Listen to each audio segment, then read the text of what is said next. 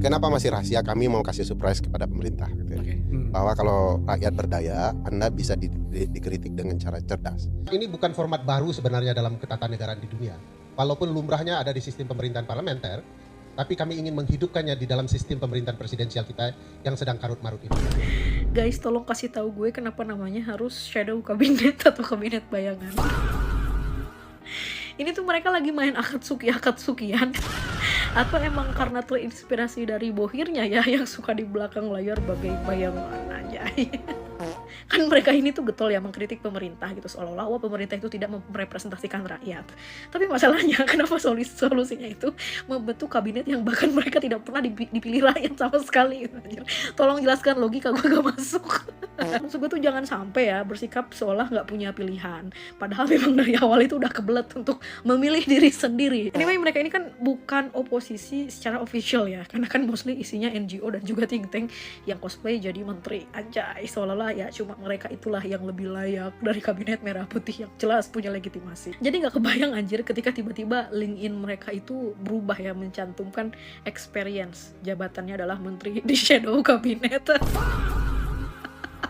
Ya itulah SJW ya, dan bahkan ini paguyuban tetua SJW. Dan bukan mereka gitu, kalau tingkahnya tuh gak dramatis anjir. Aduh, ajaib dan alay banget. Jadi lucu, maksud gue tuh ketika kabinetnya bayangan, legitimasinya juga bayangan. Sekarang gimana pendapat kalian? Aduh. Muncul lagi gebrakan baru nih.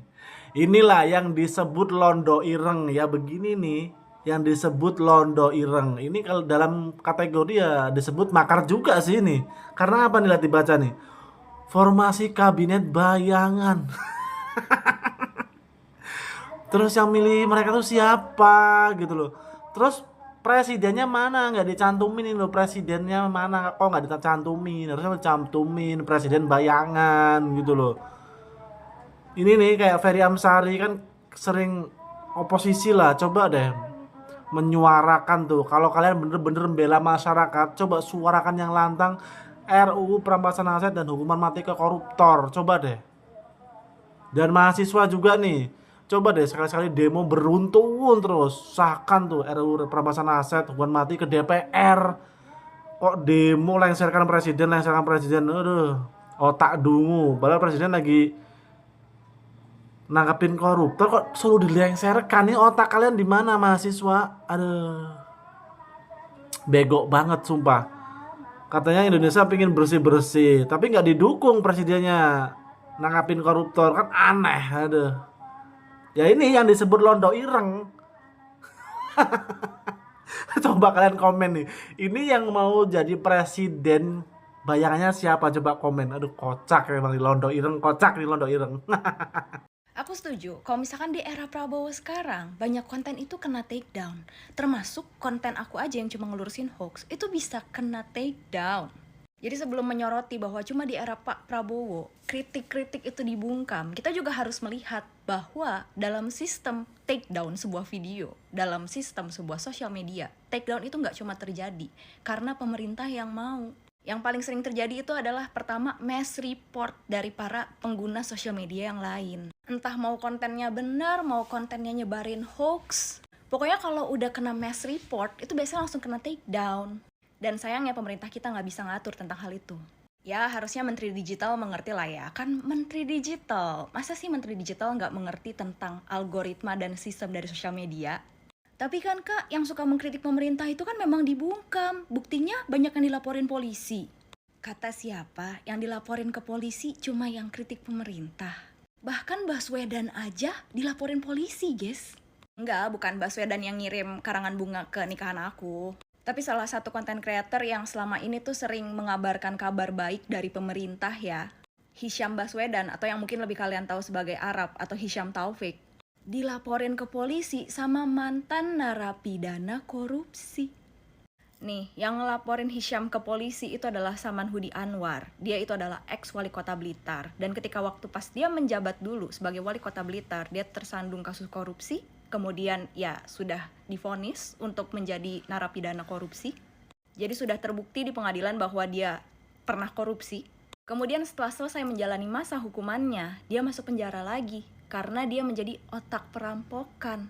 Atau kalau kita bicara putusan hukumnya yang lebih presisi, jadi majelis itu menyimpulkan kalau Saman Hudi Anwar ini menganjurkan pencurian dan juga tindak kekerasan pada rumah dinas Santoso yang merupakan wali kota Blitar berikutnya, yang pada waktu Saman Hudi menjabat sebagai wali kota Blitar itu adalah wakil wali kotanya. Kontennya Hisham yang dilaporkan sama Saman Hudi atas pencemaran nama baik itu adalah konten di mana Hisham itu mempertanyakan kenapa Saman Hudi yang merupakan eks terpidana korupsi dan juga perampokan jadi ketua KONI Blitar. Di dalam kontennya, Hisham itu bukan literally mengkritik Saman Hudi bahwa dia nggak boleh menjabat lagi atau bagaimana. Yang dipertanyakan sama Hisham itu adalah aturan hukumnya bagaimana. Soalnya Saman Hudi waktu pas dia terpidana korupsi itu, selain dapat hukuman untuk dipenjara, dia juga ada pencabutan hak politiknya selama 5 tahun. Jadi seharusnya dia nggak boleh mendapat jabatan publik. Dan yang lebih banyak dipertanyakan sama Hisham justru bagaimana reaksinya KONI. Kok bisa-bisanya KONI memilih Saman Hudi? Soalnya jabatan sebagai ketua KONI itu kan juga ikut mengelola dana hibah dari APBD. Dan Saman Hudi sendiri pernah menjadi terpidana korupsi. Jadi pertimbangannya apa nih? Kok bisa-bisanya KONI memilih Saman Hudi sebagai ketua KONI? Emangnya menurut KONI sendiri siapapun bisa jadi ketua gitu, nggak terlalu penting backgroundnya seperti apa? Ini jadi pertanyaan ke titik integritasnya KONI itu sendiri. Sementara Saman Hudi sendiri itu sudah mengajukan untuk pengunduran diri. Mungkin Saman Hudi ngelihat polemik ini bahwa rakyat itu memprotes kenapa dia terpilih sebagai ketua KONI, dia udah memiliki itikat baik nih, pengen mundur. Biarpun ya katanya dia belum mengajukan surat pengunduran diri secara resmi, tapi katanya udah ada nih suratnya, ditandatanganin sama dia, disiapin buat pengunduran diri. Sementara KONI Kota Blitar itu bilang kalau misalnya ini harus diproses dulu. Gak bisa langsung diberhentiin gitu aja, biarpun Saman Hudi ini udah 2 kali menyatakan bahwa dia mau mundur.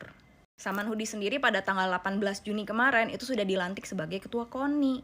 Tapi ya sampai surat pengunduran diri dari Saman Hudi ini diproses dan kemudian KONI Kota Blitar itu mengadakan musor kotlub, Saman Hudi tetap statusnya adalah ketua KONI Kota Blitar. Masih menjabat.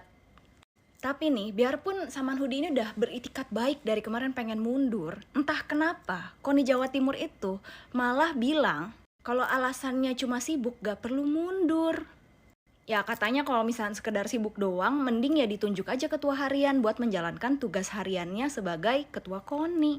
Nggak perlu ketua definitif alias Saman Hudi itu perlu mengundurkan diri dari jabatannya.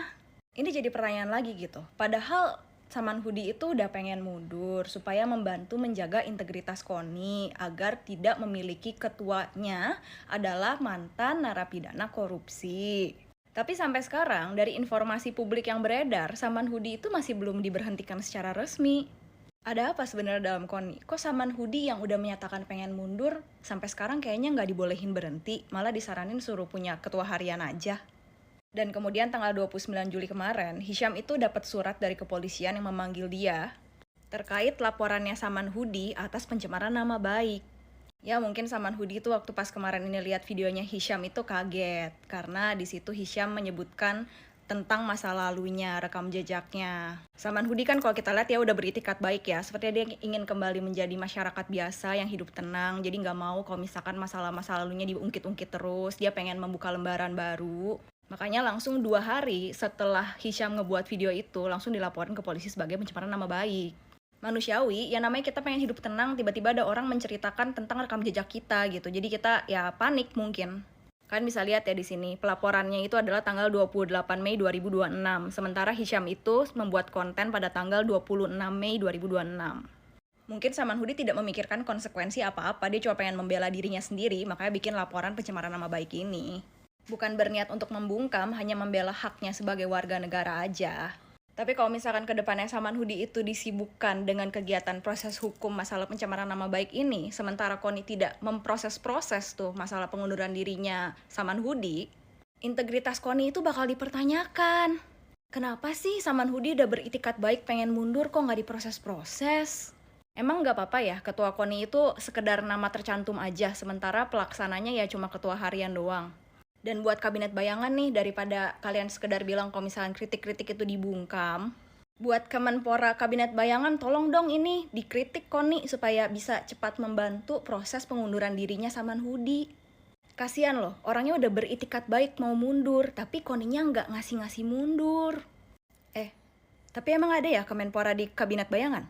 Ya kalau nggak ada, tugasinlah menteri-menteri kalian yang lain, mungkin kayak Menteri Hukum atau Menteri Kemendagri, supaya mengkritik Koni ini, supaya Koni lebih baik. Kan katanya kalian pengen membuat Indonesia lebih baik kan?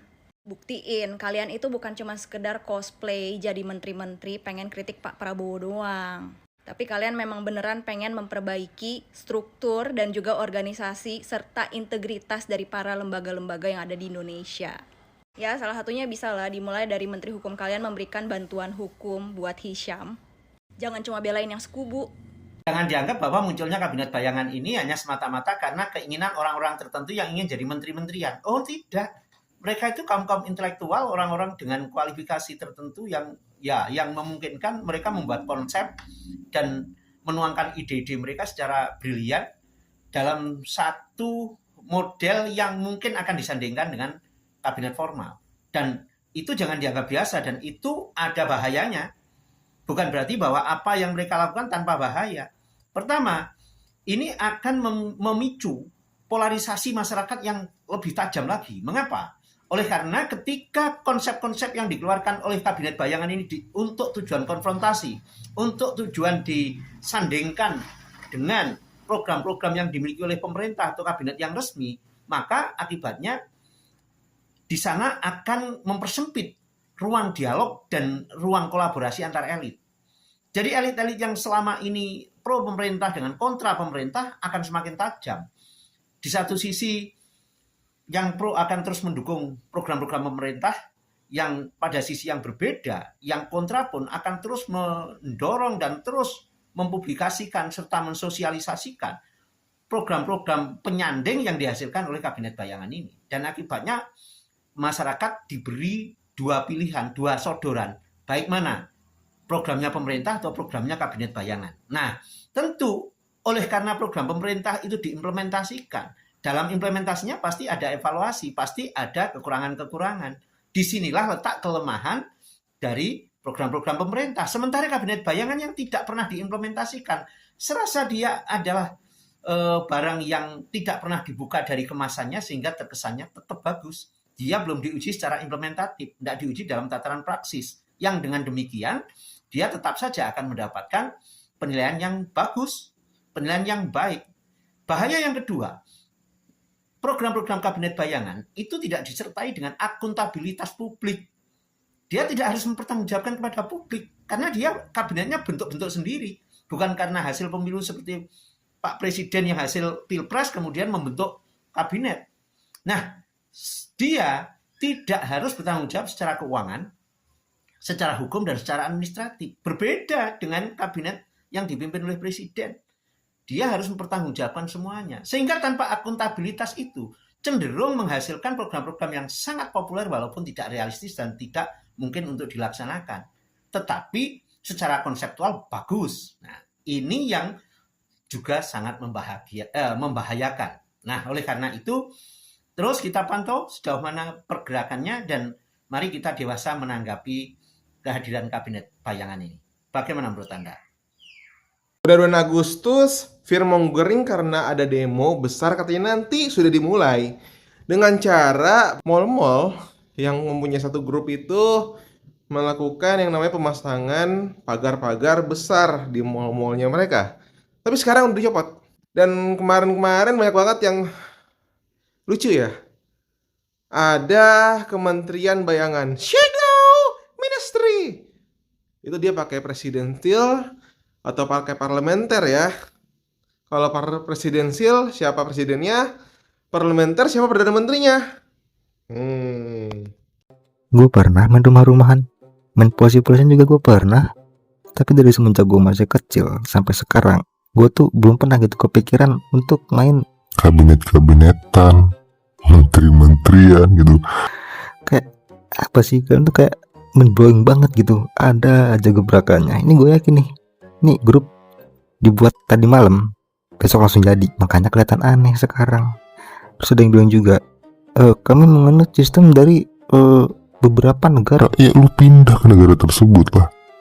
di Indonesia kan udah punya sistem sendiri yaitu presidensial gitu kan. Kalaupun lo mau mencontoh Australia gitu kan, di sana juga sebenarnya sah, cuma tetap aja gitu. Satu hal yang paling penting adalah legitimasi dari rakyat, sedangkan kalian nggak punya suara itu. Dan lebih gongnya lagi, kalian minta donasi. Ini gue jadi makin bingung. Sebenarnya kalian tuh lagi bikin kabinet-kabinetan, bikin menteri-menterian, atau Atau acara peduli kasih. kok bisa-bisanya gitu sambil minta donasi?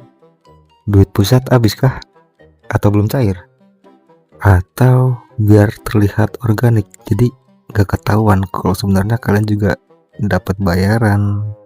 Terima kehadirannya, lalu diuji dengan standar yang ia pakai untuk pemerintah. Guys, ada kabinet bayangan yang dibentuk masyarakat sipil untuk mengawasi pemerintah nih. Reaksi yang tepat ya bukan curiga dan bukan pula tepuk tangan, teman-teman. Reaksi yang tepat adalah silahkan, tapi kami tagih hal yang sama juga nih. Kabinet ini menyebut dirinya oposisi berbasis bukti, teman-teman. Bagus ya kalau memang berbasis bukti. Ya maka ia harus tahan diuji dengan bukti juga tentunya. Mereka berjanji 3 hal konkret, teman-teman. Menerbitkan rapor kinerja pemerintah tiap 3 bulan, menantang tiap menteri debat terbuka, dan menggalang dana publik untuk program nyata, guys. 3 janji itu justru pegangan kita semua nih, guys. Karena janji tersebut ya bisa diukur dan bisa ditagih, teman-teman. Maka pertanyaannya sederhana aja dan cukup adil menurut gua. Rapor 3 bulanannya sudah terbit atau belum?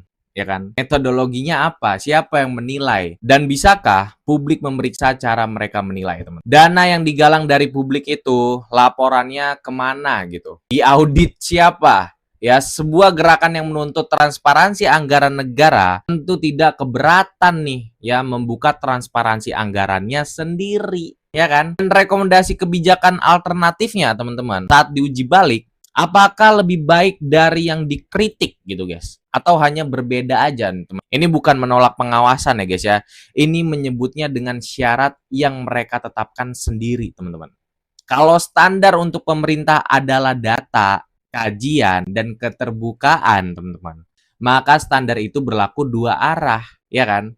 Gerakan yang menuntut akuntabilitas harus jadi yang paling akuntabel di sini, teman-teman. Jadi silakan diawasi, tapi tunjukkan rapor kalian sendiri ya, guys ya. Ini kita sedang menonton keduanya nih, teman-teman.